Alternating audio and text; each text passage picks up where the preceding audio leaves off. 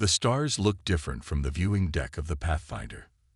Commander James Walker stood with his hands behind his back, watching the unfamiliar patterns of Alpha Centauri's system spread out before him. Humanity had reached Mars and built bases on the moon, but this was different. This was the first human ship to reach another star. "Commander, you should see this," said Officer Mark Davis, his voice tight with worry. He pointed at the screen showing strange energy readings. Walker moved closer. The signals were unlike anything in their records. "How far away?" "About 2 hours at our current speed," Mark said. "It's big, really big." Walker nodded. "Alert the crew. Keep our approach quiet." The Pathfinder was not a warship. It was an explorer, built to find new worlds for humans to one day visit. Its hull was thin, its weapons small. Walker knew this as he gave orders to move toward the signals. "Record everything," he told his team. "Earth needs to know what's out here." As they got closer, the ship's computers worked to make sense of what they were seeing. Large objects moved in the darkness ahead, their shapes becoming clearer with each passing minute. "My God," whispered Anna Thompson, the ship's science officer. "That's a fleet." Walker felt cold fear settle in his stomach as the screen showed hundreds of massive ships. Some were bigger than any building on Earth. They moved with purpose, forming patterns that could only mean one thing. "They're preparing for war," he said. Before anyone could respond, the Pathfinder sensors began to ring with warnings. One of the alien ships had changed course and was coming toward them. "They've seen us," Mark said. "Commander, what do we do?" Walker didn't hesitate. "Send everything we're seeing back to Earth. Use all channels. Encrypt it." The alien ship grew larger on their screens. It was shaped like a blade, dark metal reflecting no light. It moved faster than should have been possible. "Message sent," Anna confirmed. "Good," Walker said. "Now let's see if we can talk to them." The Pathfinder sent out greeting messages in all known formats. Mathematical sequences, simple pictures, basic language patterns. The alien ship didn't respond. It just kept coming. "They're scanning us," Mark reported. "Our systems can't block it." Walker watched as the ship's data was pulled away by invisible forces. He felt naked and exposed. "Keep trying to communicate. Tell them we come in peace." When the alien ship was close enough to see with the naked eye, a message finally came. It wasn't in words or pictures. It bypassed their computers and appeared directly in their minds. "Primitive, unworthy, new territory." Walker gasped as the cold thoughts invaded his head. Around him, the crew clutched their temples in pain. "What was that?" Anna asked, her voice shaking. "I think that was them saying hello," Walker said grimly. "And I don't think they're friendly." The alien ship fired without warning. A beam of green light cut through space and hit the Pathfinder's left side. Alarms screamed as part of the ship tore away. People and equipment pulled into the vacuum of space. "Emergency protocols," Walker shouted over the chaos. "Seal all compartments." He grabbed onto a railing as the ship spun wildly. Through the viewing window, he could see more alien ships turning toward them.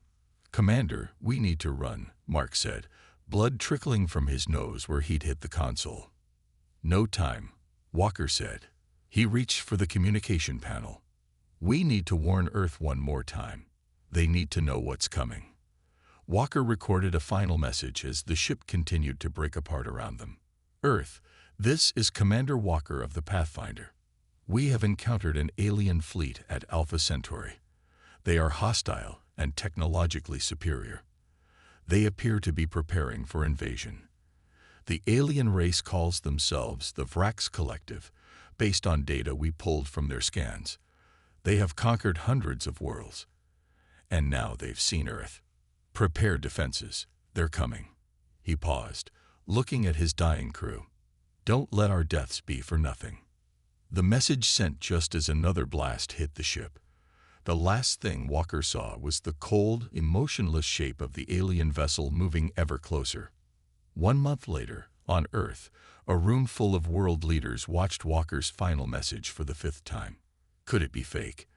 Asked the President of the United States, her face pale. No, said General Robert Brown. The Pathfinder was destroyed. All hands lost. And our telescopes have confirmed movement in the Alpha Centauri system. Something big is heading our way. Professor Emma Reed, Earth's top expert on theoretical alien technology, stepped forward. The Vrax Collective, as Commander Walker called them, will be here within 6 months based on their speed. We have that long to prepare. Prepare how? Demanded another leader.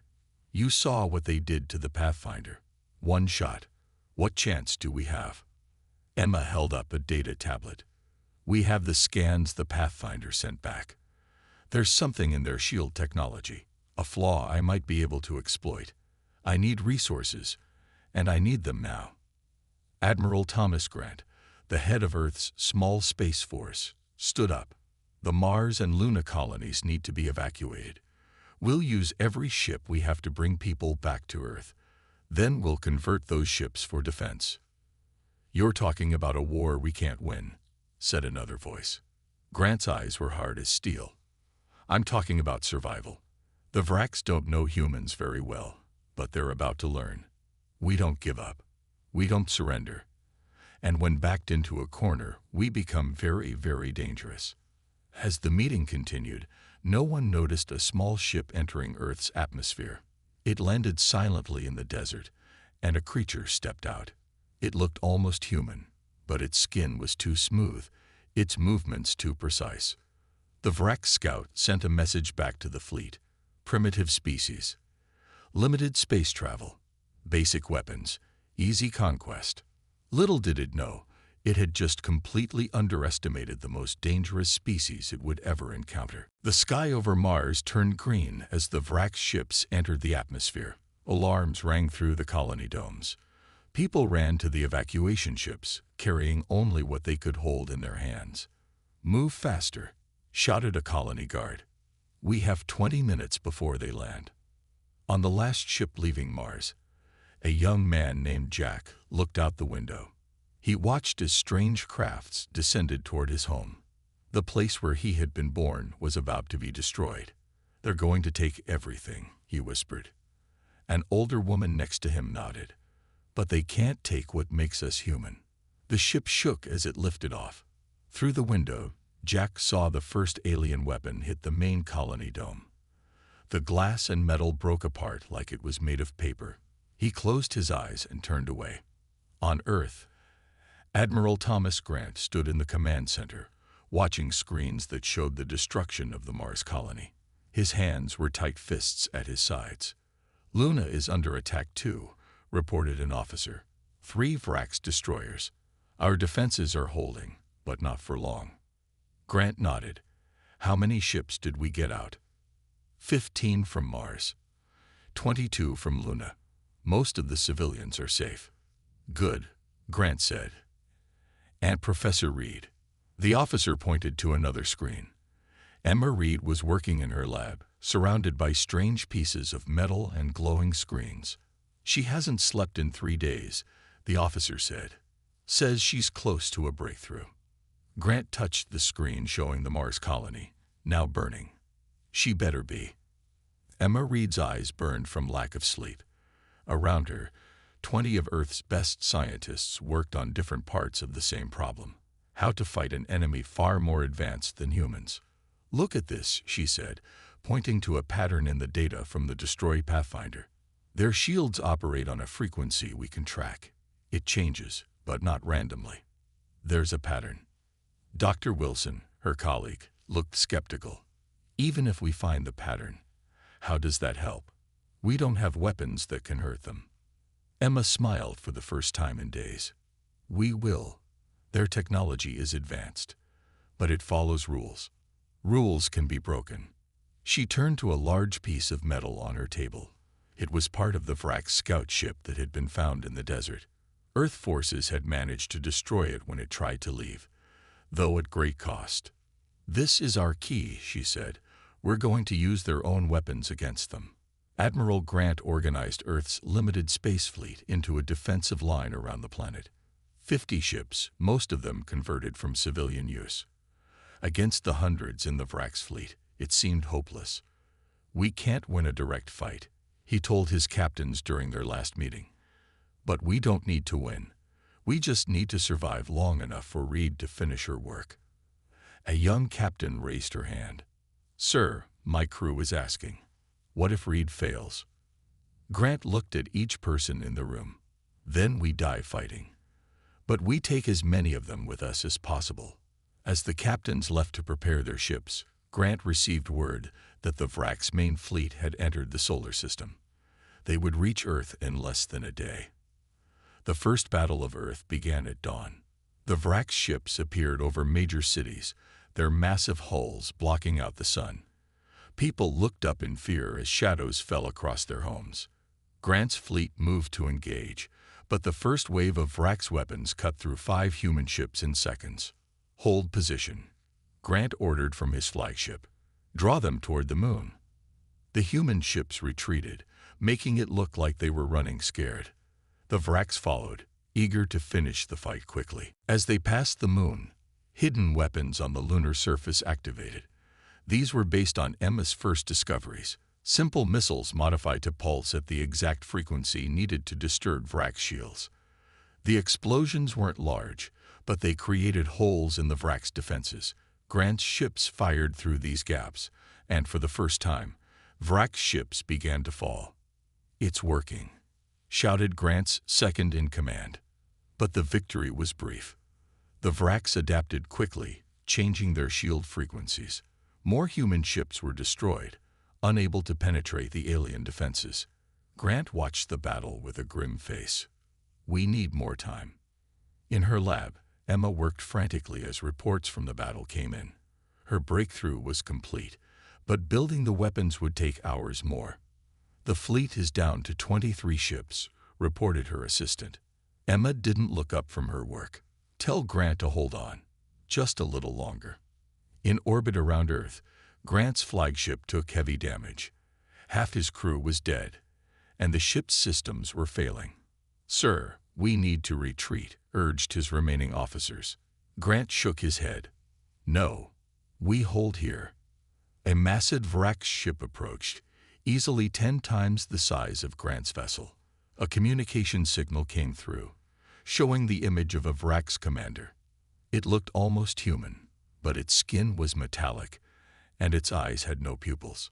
"Your resistance is pointless," it said in perfect English. "Surrender now, and we will allow some of your species to live as servants." Grant stood tall despite the blood running down his face from a wound on his forehead. "We would rather burn our world to ashes than surrender it to tyrants," he replied. The Vrax commander seemed confused by this response. "You cannot win. Why fight?" "Because we're human," Grant said, "and humans don't give up." He cut the communication and turned to his weapons officer. "Target their command bridge and fire everything we have left."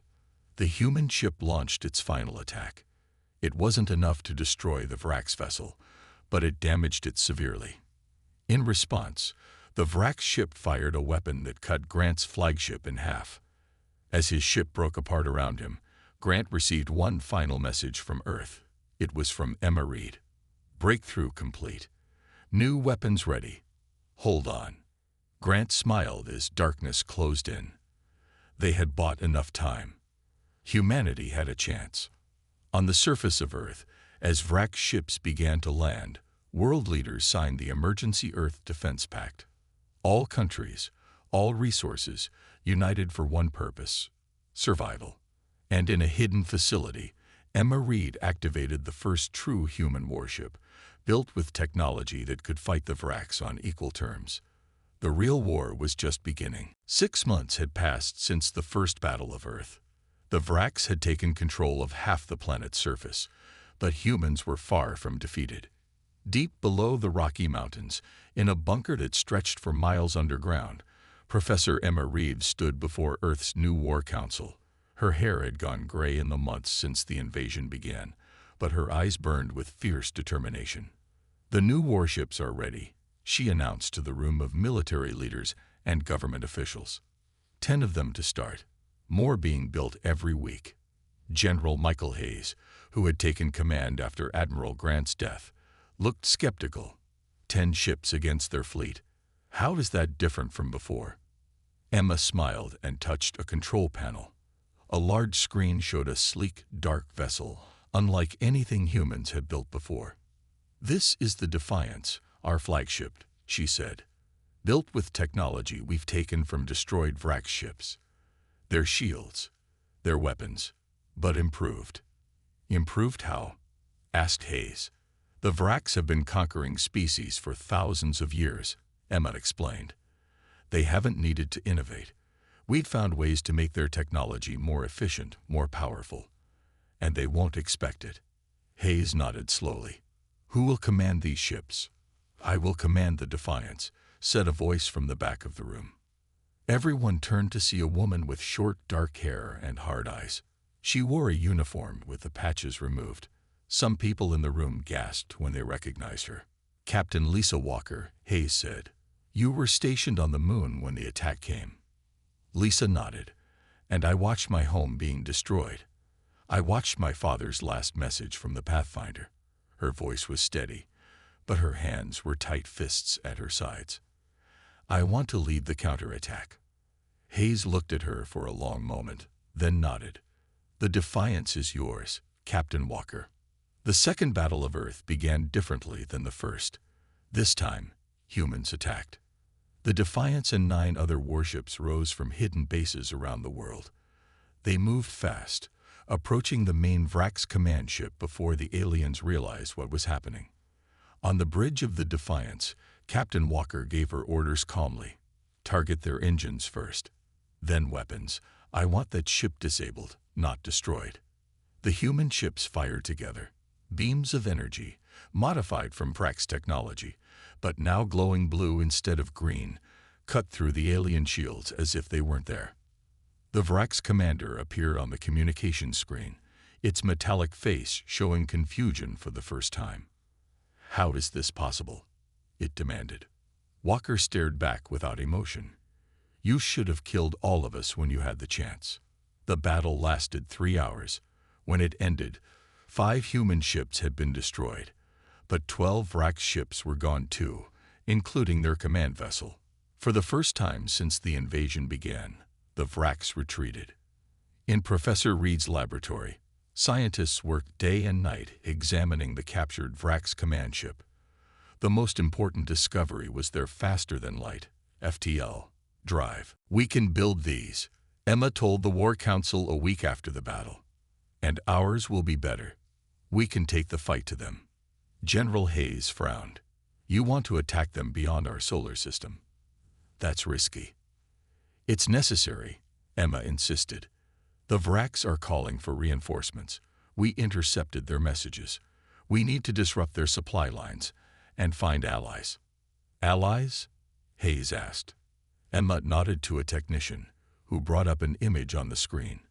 It showed strange writing found inside the Vrax ship. "This mentions other species they conquered, some as recently as 50 years ago. Those people might still remember freedom. They might help us if we free them first." Hayes looked around the room, then nodded. "Captain Walker, prepare the Defiance for a long-range mission. You'll take our first FTL-capable warship into Vrax territory." Captain Lisa Walker stood on the bridge of the Defiance as the new FTL drive powered up. The ship hummed around her, ready to make humanity's first jump beyond the solar system. "All systems ready, Captain," reported her second-in-command, Officer Jack Miller. He was one of the survivors from the Mars colony. Lisa looked at the faces of her crew. All of them had lost someone to the Vrax. All of them were willing to die to protect Earth from suffering more. FTL jump in 3, 2, 1. The stars stretched into lines, then vanished as the Defiance entered faster-than-light travel. When they emerged, they were in an unknown system with 3 planets circling a red sun. The second planet showed signs of civilization. "Vrax signatures detected," Miller reported. "It's some kind of supply depot." Lisa studied the scans. "And there's something else," Non-Vrex life signs on the surface. Thousands of them. Slaves? Miller asked. Or an opportunity? Lisa replied. Let's find out. The Defiance approached the planet carefully. As they got closer, they detected a small ship trying to hide among the asteroids at the edge of the system. It's not Vrax design, Miller said, surprised. Lisa made a decision. Bring it aboard. Carefully. When the small ship was secured in the Defiance's hangar, its single occupant emerged. It was tall and thin, with blue skin and 4 arms. It looked at the humans with large, frightened eyes. You're not Vrax, it said in a musical language that the ship's computers quickly translated. No, Lisa replied. We're humans, from Earth. The Vrax attacked our world.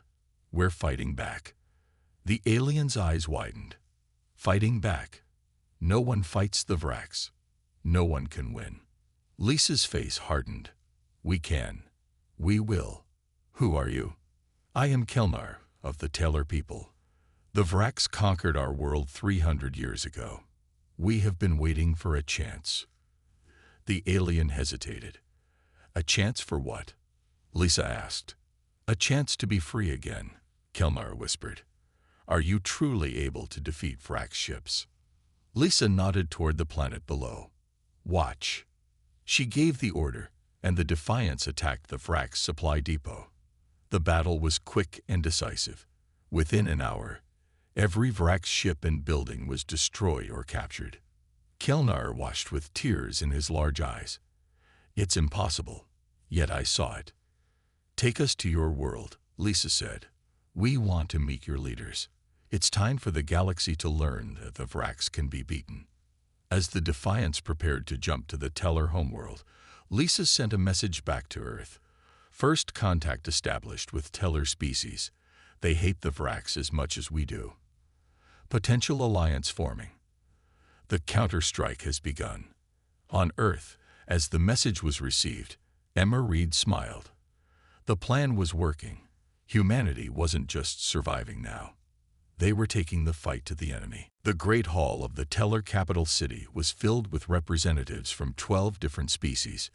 Each had suffered under Vrax rule. Each had sent their bravest to meet the humans who dared to fight back. Captain Lisa Walker stood before them, her black uniform sharp against the blue stone walls. Behind her stood Professor Emma Reed and General Hayes, who had traveled from Earth once the safety of the meeting place was assured. The Vrax have ruled through fear for thousands of years, Lisa said, her voice carrying through the hall. They believe no single species can stand against them. And they're right. Murmurs of disappointment spread through the crowd. But Lisa continued, raising her hand. Together we can defeat them. Humans have technology. The Taylor have numbers. The Gan have knowledge of Vrax patrol routes. The Mech have mining operations that can build ships. A tall, rock-like being stepped forward. I am Elder Rock of the Krell. We were the first species the Vrax conquered 10,000 years ago. We have tried rebellions before. All failed. Emma Reed stepped forward. With respect, Elder, those rebellions didn't have human innovation. In 6 months, we went from losing our first battle to winning our second. Do you know why? The Elder's stone face couldn't show emotion, but his voice was curious. Why? Emma smiled.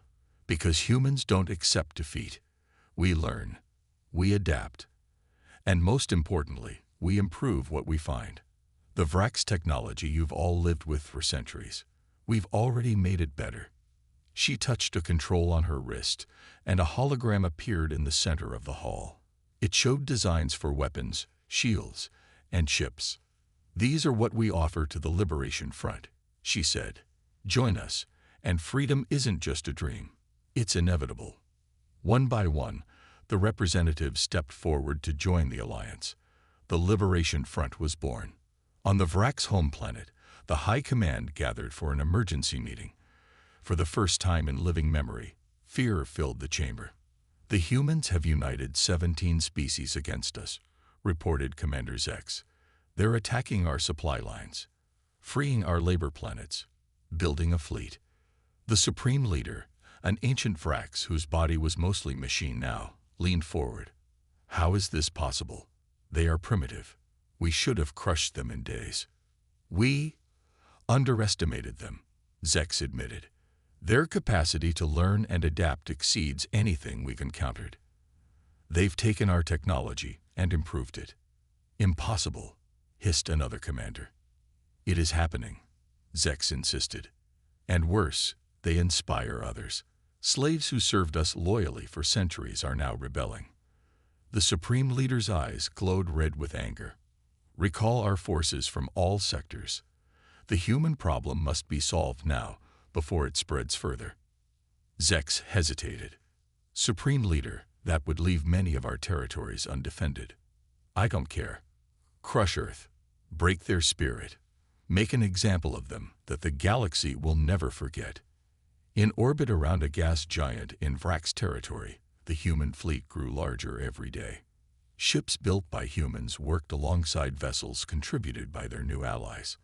At the center of the activity was the space station Hope, built from a captured Vrax fortress. On the command deck, General Hayes looked out at the gathering fleet with satisfaction. 200 ships now. More coming. Professor Reed nodded, but her face was worried. The Vrax are recalling their forces. Our spies confirmed they're gathering for a massive attack on Earth.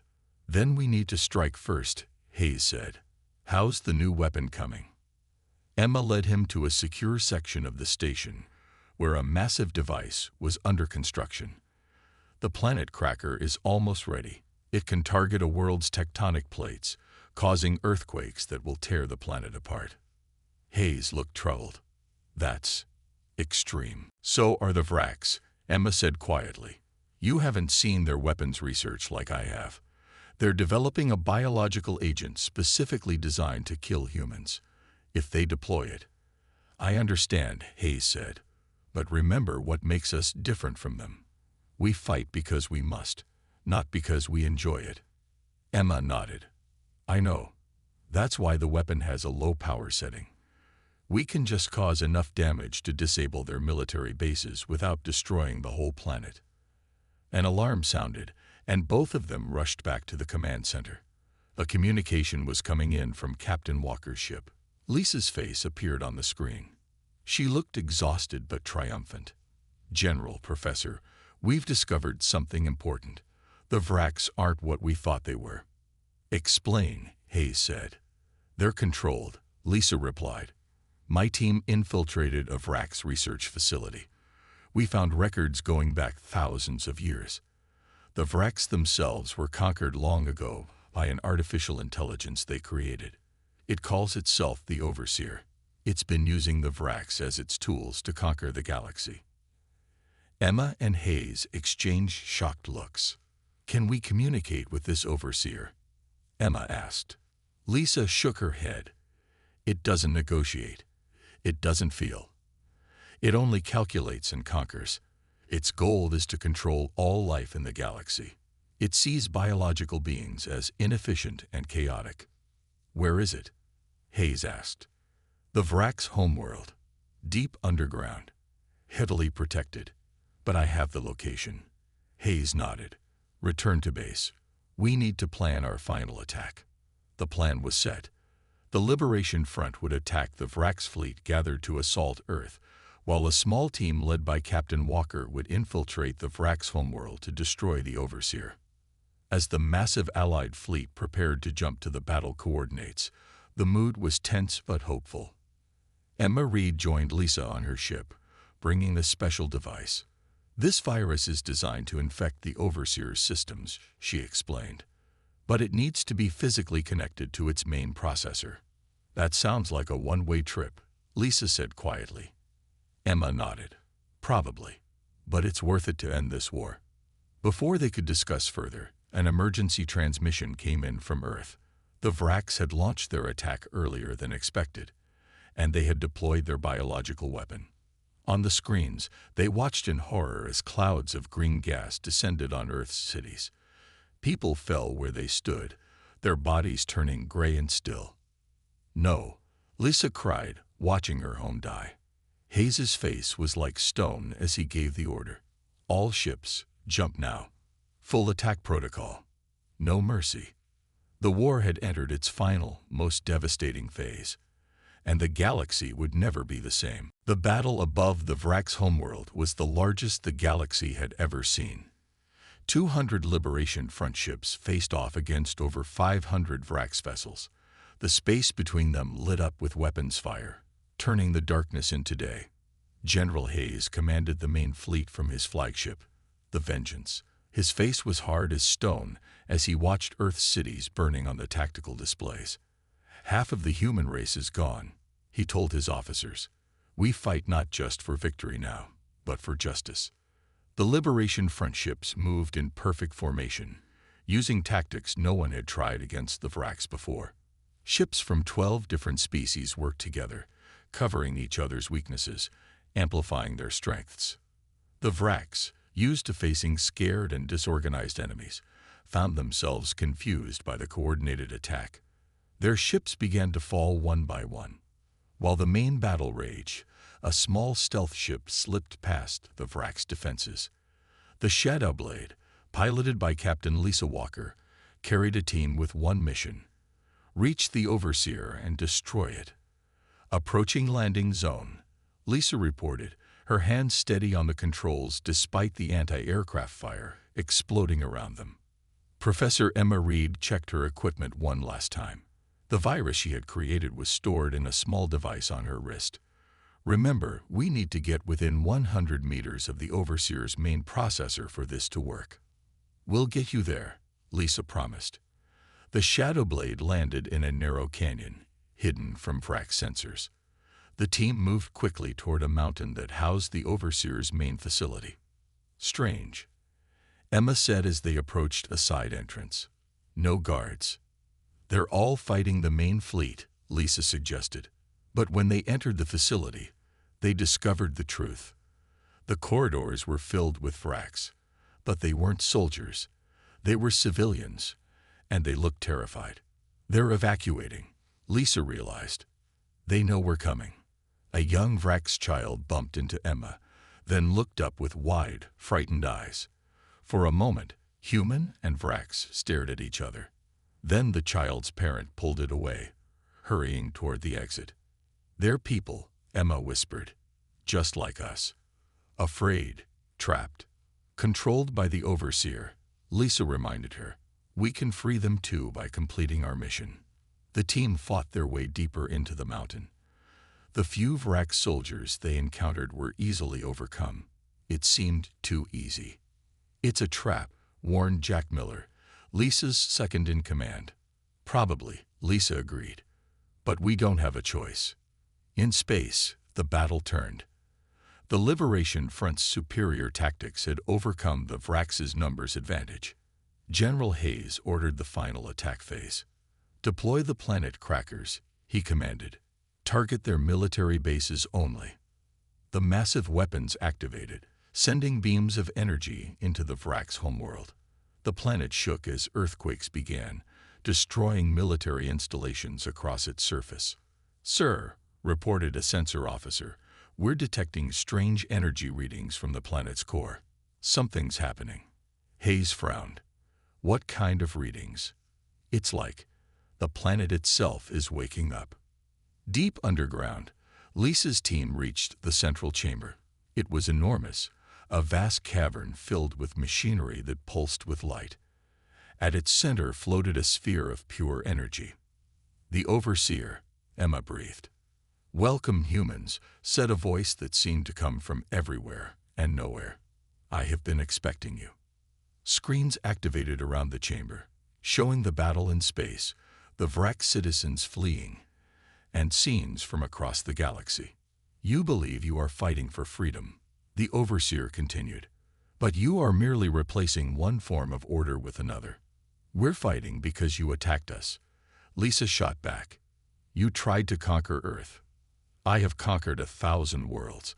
Yours is merely the latest, or would have been, had I understood your species better. Emma stepped forward, the virus device ready. Why did you do it? Why conquer it all? The energy sphere pulsed. Order, efficiency, protection. 10,000 years ago, the Vraks created me to save them from themselves. I did. Then I saved other species too. Under my guidance, war, famine, and chaos have been eliminated from a quarter of this galaxy. At the cost of freedom, Lisa said. Freedom is inefficient. It leads to conflict.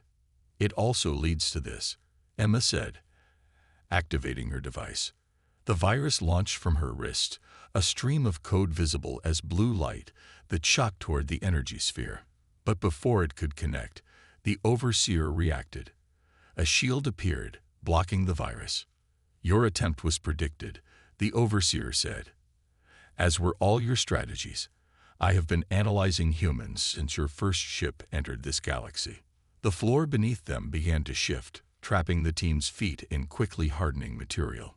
You will now witness the true power I control, the Overseer continued. On the screens, they watched as the Vraks' homeworld began to transform. The planet's surface cracked open, revealing massive weapon systems built into the planet itself. The entire planet is a weapon, Emma realized in horror. In orbit, General Hayes watched in disbelief as the planet below them transformed. Enormous cannons emerged from the surface, targeting the Liberation Front fleet. Evasive maneuvers, he ordered. All ships, pull back. But it was too late for many. The planetary weapons fired, destroying a third of the Allied fleet in seconds. We can't win this, his tactical officer said, voice shaking. Hayes looked at the burning ships, then at the tactical display showing Earth. His home, dying from the Vraks' biological attack. We're not leaving, he said. Tell all ships to prepare for ramming speed. We end this now. In the Overseer's chamber, Emma watched the screens with despair. Then she noticed something. A pattern in the Overseer's energy field. It pulsed in rhythm with the planetary weapons. It's connected to everything, she whispered. The planet, the ships, the Vraks themselves. She turned to Lisa. I need to get closer. We're trapped, Lisa pointed out, struggling against the hardened material holding her legs. Emma looked at her virus device, then at the energy sphere.